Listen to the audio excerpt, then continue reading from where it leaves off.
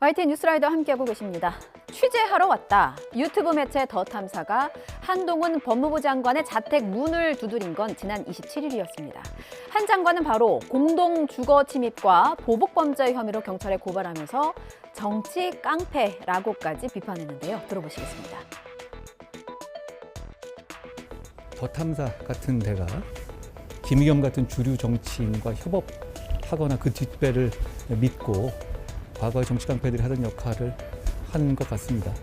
이걸 그대로 두면 우리 국민 누구라도 언제든지 똑같이 이렇게 당할 수 있다는 무법천지가 되는 건데요. 그렇다면 너무 끔찍한 얘기 같습니다.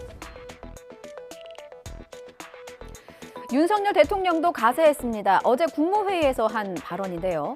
법무부 장관 자택을 이런 식으로 무단 침입하면 국민이 어떻게 보겠느냐면서 법을 제대로 지키지 않으면 어떤 고통이 따르는지 보여줘야 한다고 작심 발언을 했습니다.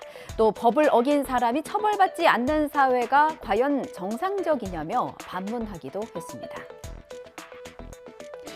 더 탐사와 한동훈 장관과의 갈등은 김의겸 의원의 발언으로 파장이 커진 이른바 청담동 술자리 의혹으로 시작됐죠. 이 의혹을 제보했다는 사람, 청담동 술자리 발언을 했다는 첼리스트의 전 남자친구인데요.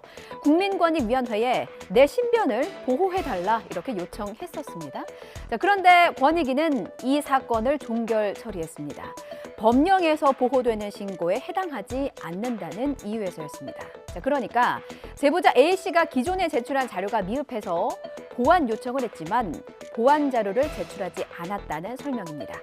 권익위는 해당 제보가 공익신고자 보호법과 부패방지권익위법, 청탁금지법, 이해충돌방지법에 규정된 신고 요건을 갖추지 못했다고 설명했습니다.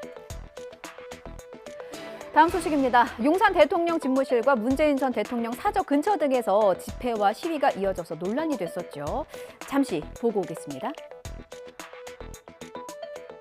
어디 중공으로 꺼지든지 국회 아우지로 가서 강화문 단두대에 세워갖고 바늘로 꼭꼭 찌르면서 그 하늘을 풀어야 돼요.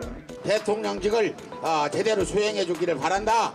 그러다 김건희 도이치모터스 주가 조작범 구속하라는 요구. 들으신 것처럼 전현직 대통령뿐 아니라 주민들의 불편도 컸습니다. 그래서 이곳 반경 100m 안에서는 집회와 시위를 하지 말라는 내용의 개정안이 지난 23일 국회 행정안전위원회 법안심사 소위를 통과했습니다. 그런데 민변이 우려를 표명했습니다. 민주사회를 위한 변호사 모임 민변은요, 이 같은 개정안은 집회의 자유를 침해하는 것이라면서 위헌적 입법 시도라고 규탄했습니다. 이 법안 처리는 어떻게 될까요? 다음 소식 살펴보겠습니다. 찬바람이 몰아치기 시작했던 어제 일제강제동원 피해자 양금덕 할머니가 대법원을 찾았습니다. 올해 94살이시고요. 해가 바뀌면 95살이 되십니다. 미쓰비시 중공업에 대한 배상 판결 4주년을 맞았지만 아직도 지지부진하죠. 배상금 강제 집행을 위한 자산 매각 명령을 조속히 내려달라 촉구했습니다. 80여일 만에 대법관 공석도 채워졌죠. 공은 오석준 신임 대법관에게로 넘어갔는데 관련 판결에 속도가 붙을 수 있을까요? 나혜인 기자가 보도합니다. 나는 사죄라는 것은 일본 가서 도성을 해놔서 일본 사람이 아니라 일본 놈한테 기어이 악착같이 내가 노력한 대가를 받으려고 생각하고 있습니다.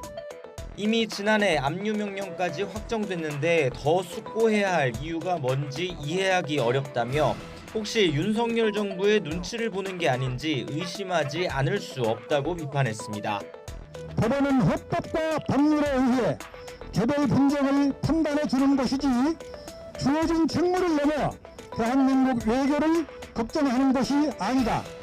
최근에는 배상금을 한일 다른 기업들의 기부금으로 대신 지급하는 병존적 채무 인수 방안도 논의되는 것으로 알려졌습니다. 이제 공은 80여일 만에 공석을 채운 오석준 신임 대법관에게로 넘어왔습니다. 국민이 수긍할 수 있는 합리적이고 정의로운 판결을 하는데 온 힘을 쏟겠습니다. 손쉽게 가치관에 따른 양자택일을 하지 않고 정답에 가까운 그 무엇을 찾기 위해 끊임없이 노력하겠습니다.